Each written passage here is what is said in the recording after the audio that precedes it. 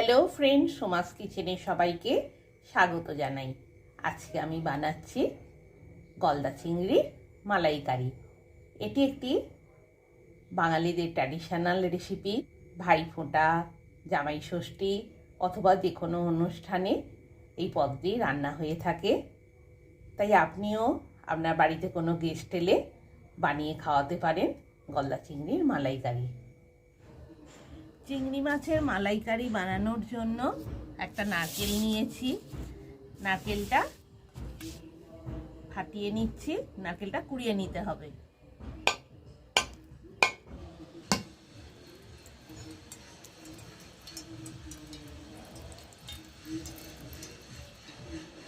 নারকেলটা থেকে জল বের করে নেওয়া হয়েছে। এবার কুড়ুনি দিয়ে নারকেলটা কুড়ে নেব।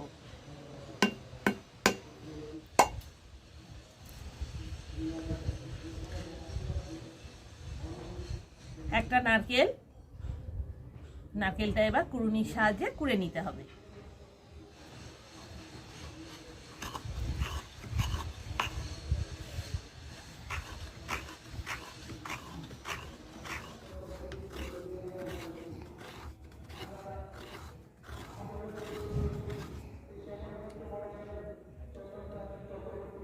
এই একই পদ্ধতিতে পুরো নারকেলটা কুড়ে নিতে হবে।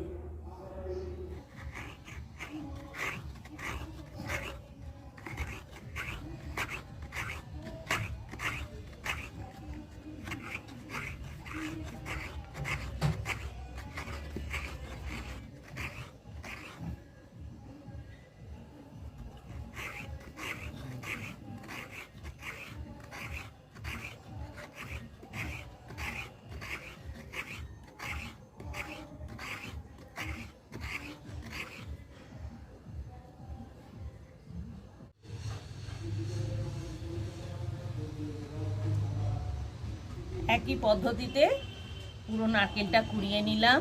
এবার নারকেলের দুধ বের করে নিতে হবে।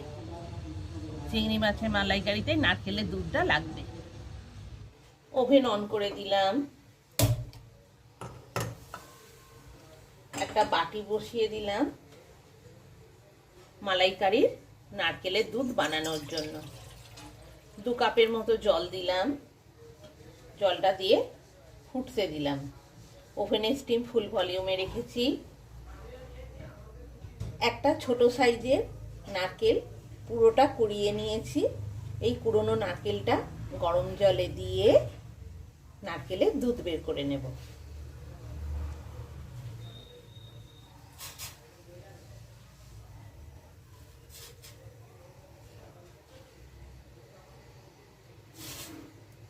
মিনিট 5 মতো গরম জলে নারকেলটা ফুটতে দেব। দিলেই নারকেলের দুধটা বের হয়ে যাবে। মিনিট 5 হয়ে গেছে। গরম জলে নারকেলটা ভালো ফুটে উঠেছে। নারকেল থেকে এবার জল দেওয়ার ফলে নারকেলের দুধ অংশটা বেরিয়ে এসেছে। এবার আমি ওভেন থেকে তুলে রাখছি, ঠান্ডা হতে দিচ্ছি। এবার কড়াই বসিয়ে দিলাম। ওভেনে স্টিম ফুল ভলিউমে দিয়ে দিয়েছি। চিংড়ি মাছের মালাইকারির জন্য 5 পিস গলদা চিংড়ি নিয়েছি। গলদা চিংড়িগুলো এবার একটু নুন মাখিয়ে নিচ্ছি। অল্প পরিমাণে শুধু নুন মাখিয়ে দিচ্ছি।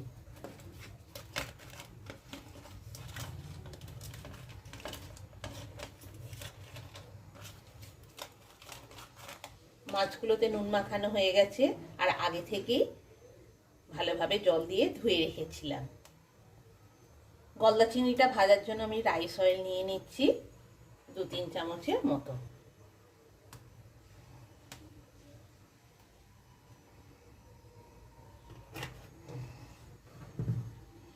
দু 3 চামচের মতো রাইস অয়েল নিয়ে নিয়েছি। আপনারা সানফ্লাওয়ার অয়েল দিয়েও বানাতে পারেন। তেলটা ভালোভাবে গরম হয়ে গেছে। এবার নুন মাখানো ধুয়ে রাখা চিংড়ি মাছগুলো দিয়ে দিচ্ছি ভেজে নেওয়ার জন্য।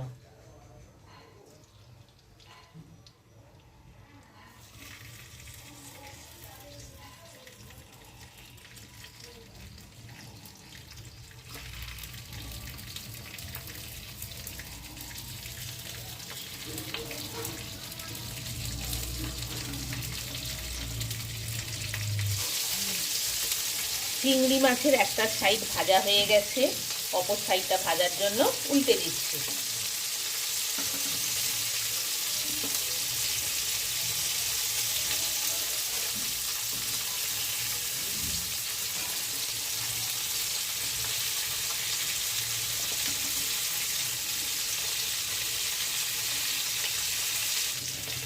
চিংড়ি মাছের দুটো সাইডই ভালোভাবে ভাজা হয়ে গেছে, এবার আমি তুলে নেব।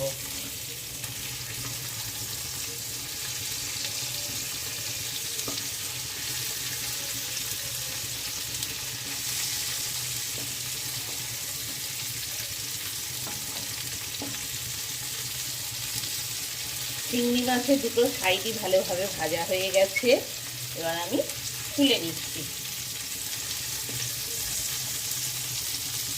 ওভেনের স্টিমটা লো ফ্লেমে করে দিয়েছি, মাছটা ভাজা হয়ে গেছে।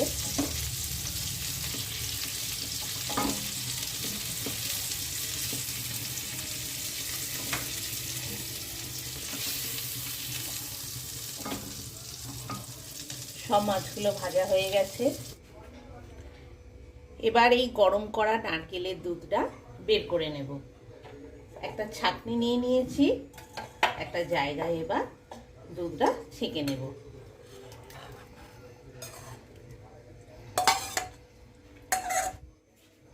এবার ছাঁকনিতে করে চিপে চিপে ছেঁকে নিচ্ছি।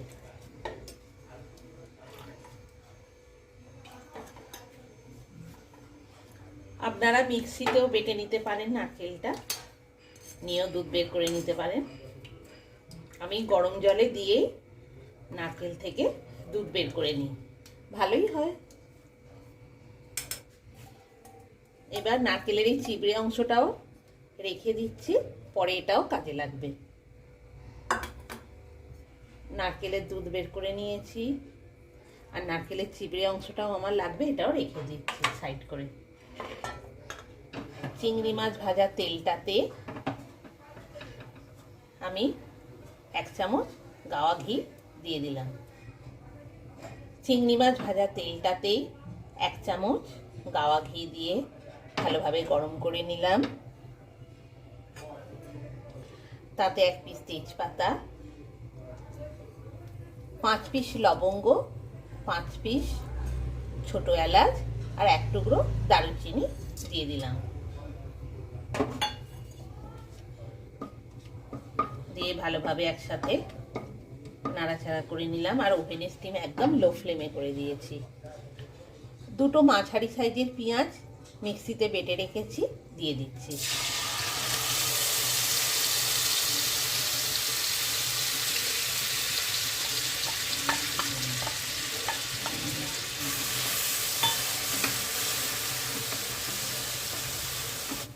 খুব সুন্দর একটা গাওয়া ঘিয়ে চিংড়ি মাছ ভাজার পেঁয়াজের গন্ধ উঠেছে।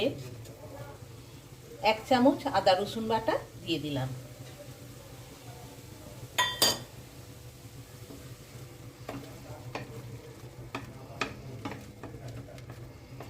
আদা রসুনটা ভালোভাবে ভেজে নিতে হবে, নাহলে গন্ধ ছাড়বে কাঁচা আদা রসুনের। লঙ্কা গুঁড়ো 1 চামচ, জিরে গুঁড়ো 1 চামচ, নুন 1 চামচ, চিনি 1 চামচ। আমরা চিংড়ি মাছের মালাইকারিতে হলুদ দিই না, আপনারা যদি চান দিতে পারেন। হলুদ ছাড়াই এই রান্নাটা করি। এবার ভালোভাবে সব মশলা একসাথে মিশিয়ে নিচ্ছি। সব মশলা ভালোভাবে মিশে গেছে, খুব সুন্দর একটা গন্ধ উঠেছে। এবার নারকেলের দুধটা দিয়ে দিচ্ছি। আমি একটা ছোট সাইজের নারকেল নিয়েছি, পুরো নারকেলটা কুড়িয়ে নিয়ে দুধ বের করে নিয়েছি গরম জলে, সেটা দিয়ে দিলাম জলের পরিবর্তে। চিংড়ি মাছের মালাইকারিতে আমরা জল দিই না, নারকেলের দুধ দিয়েই বানাই। খুব সুন্দর একটা গন্ধ উঠেছে। এবার আমি ভেজে রাখা গলদা চিংড়িগুলো দিয়ে দিচ্ছি রান্না হওয়ার জন্য।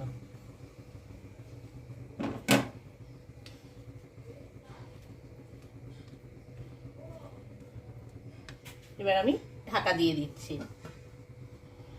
মিনিট 10 রান্না হতে দেবো। আর ওভেনের স্টিম লো ফ্লেমেই রেখেছি।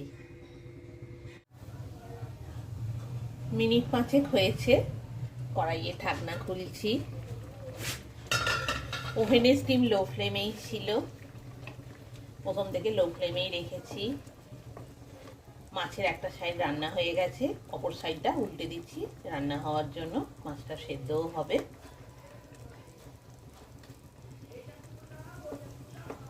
রেসিপি বাড়িতে কোনো গেস্ট এলেই বানানো হয়, এছাড়া মাঝে মধ্যে বাড়িতেও আমাদের হয়। সবাই খুবই ভালোবাসে। আমি যেভাবে বানাই আপনাদের সাথে শেয়ার করলাম ভিডিওটা। আরও মিনিট 5 রান্না হওয়ার জন্য ঢাকনা দিয়ে দিলাম। আর মিনিট 10 হয়েছে, কড়াইয়ের ঢাকনা খুলছি।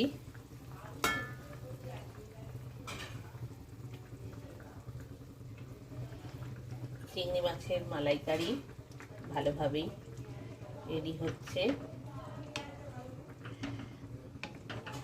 শুধু দুধ মতো অংশটা দিয়েছিলাম, তাই পাতলা মতো হয়েছে।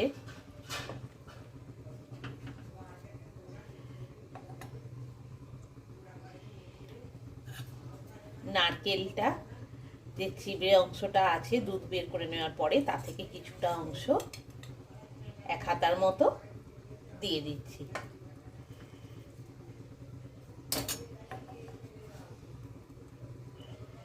দিয়ে মিশিয়ে নিচ্ছি যাতে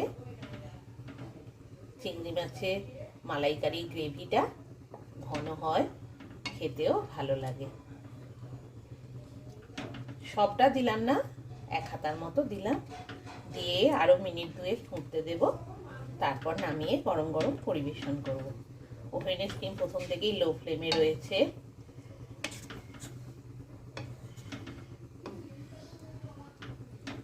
আরো মিনিট 2 মতো রান্না হতে দেব, তাই ঢাকনা দিয়ে দিলাম। মিনিট 10-12 হয়ে গেছে, ঢাকনা খুললাম।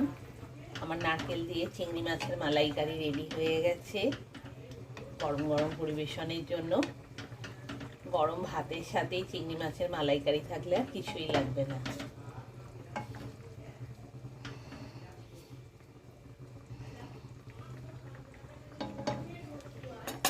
এবার আমি ওভেন অফ করে দিলাম।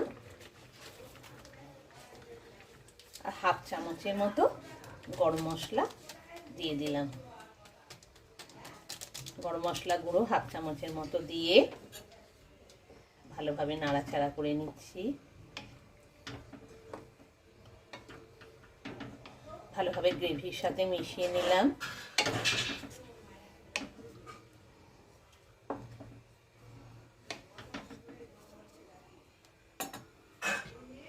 ঢাকনা দিয়ে দিলাম কড়াইয়ে। আমার চিংড়ি মাছের মালাইকারি রেডি গরম গরম পরিবেশনের জন্য।